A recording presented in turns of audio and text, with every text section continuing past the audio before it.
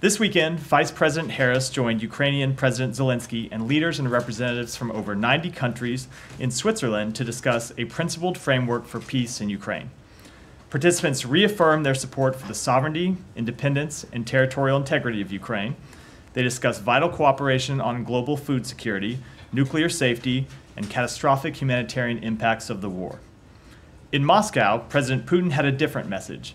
Another maximalist statement that called on Ukraine to surrender even more of its sovereign territory than what Russia currently occupies before negotiations could even begin.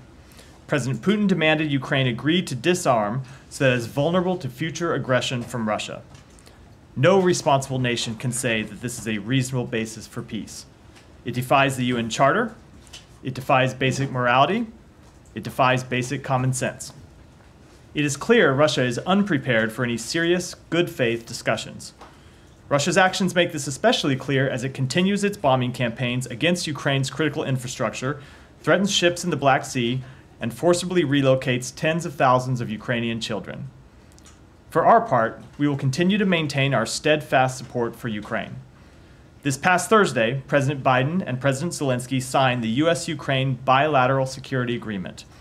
This legally binding agreement contains a set of mutual commitments representing a historic show of support for Ukraine's long-term security.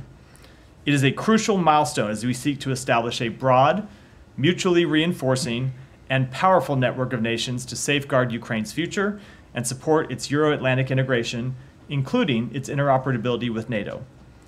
We look forward to reinforcing key points of our agreement at the NATO Washington Summit this July. In this agreement, the United States and Ukraine state our intentions to advance security and economic cooperation, anti-corruption reforms, and accountability for Russia's actions. We also commit to work jointly towards peace as Ukraine did through this weekend summit. We will continue to work with Ukraine, its partners, and the global community to establish the conditions for a truly just and therefore lasting peace.